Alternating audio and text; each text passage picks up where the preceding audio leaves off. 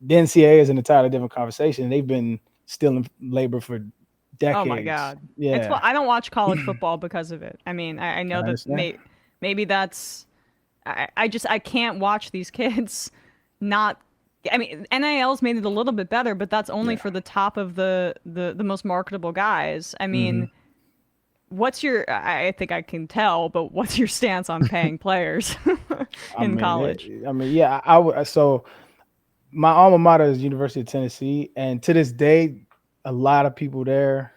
I should say some because I went back recently, had a very good experience. But a lot of people there, like the fans of it, they cannot stand me, and it's because when I was in the NFL, I did this documentary called "Schooled: The Price of College Sports," and I was just calling out the hypocrisy of the NCAA and the stupid rules that they have implemented, and I said publicly for the first time, like, yeah, I took money under the table.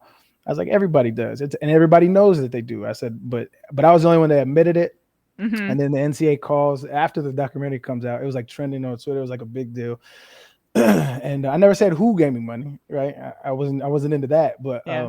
the NCAA, I get a phone call saying I'm so and so from the NCAA, and we're conducting an investigation. And it was like, do you want to cooperate? I was like, hell no. I hung up. I was like, what, cooperate with what? Like y'all are crooks.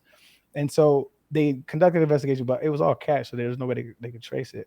But um, I've been very adamant about speaking about the NCAA and how they've been taking money from kids, and like I said, ironically, these are the same people that want a free market, Hmm. except when it comes to college athletes, they don't want a free market there.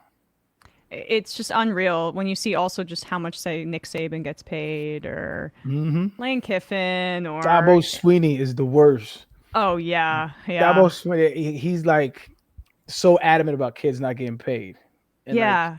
it's just it. I What's would wrong love with you? I Like would they like love for somebody to sit down and just like pick his bullshit apart because he's so full of shit. I feel like college football coaches, I mean, you don't need to confirm this, but I feel like they're maybe per capita some of the like most, I don't know, somewhat racist people in like if you were to pick a class of people who professionally are like they really just they want to have complete and total power over their workforce to the point where it borders on some really problematic territory. I'll just say that. Well, I he's mean, also just a sanctimonious guy, Sweeney. He's the guy who said, "We built this program on NIL. We built this program in God's name, image, and likeness." Oh It's like God's not writing any checks to those guys, I don't yeah.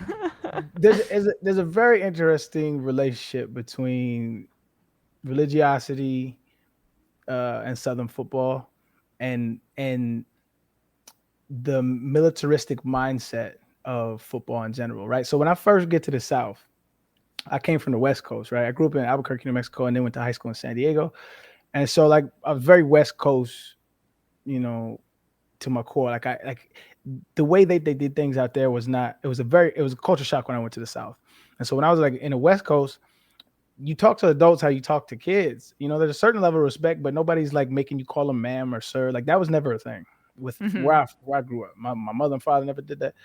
And so when I first get to the South, uh, I'm in a meeting room and somebody, calls my name, one of the coaches, and I go, huh? And he's like, huh? He's like, that's so disrespectful. Like he just starts going off on me. I'm like, what the fuck did I do? And I'm looking around like, did I do something wrong? Like, what the fuck is going on?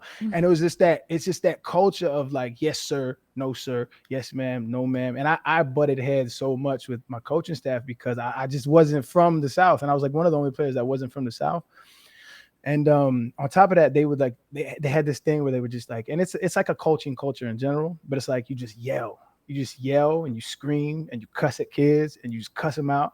And I was like, it just blew my mind because I was like, hey, yo, coach, if you tell me to do something, I promise you I'm gonna do it.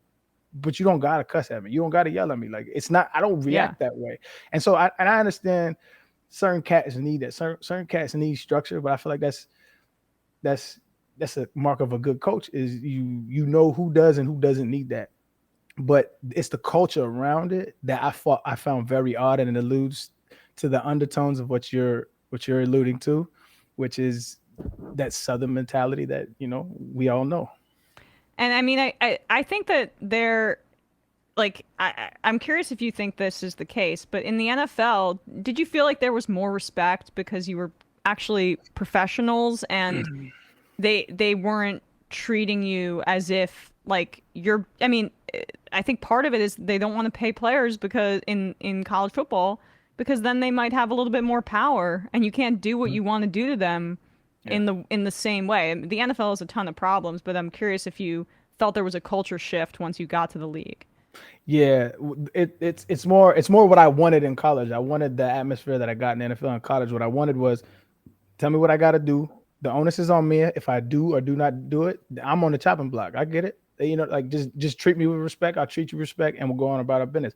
That's exactly how they treat you in NFL. They say, hey, if you don't want to do it this way and do it correctly, we'll get somebody else that does. It's very professional. It's cutthroat, but like that's how I wanted it. In college, it's like they want to ingrain their values into you. Like I remember getting yelled at because everybody went to church one Sunday. Like the whole team got on a bus and went to church, and I didn't go to church. I was an atheist in college, and they were like saying I'm a bad teammate, and they're just going on. And I'm just like, all because I don't go to church. Like it was like that kind of thing just permeated college football, whereas in the NFL, they kind of let you be a man, and that's another aspect that they're going to start having to deal with is teaching kids about one financial literacy in college. They should do that anyway, Hmm. but two, that if you got a kid that's making more than a coach, that relationship still has to be, a certain amount of respect there.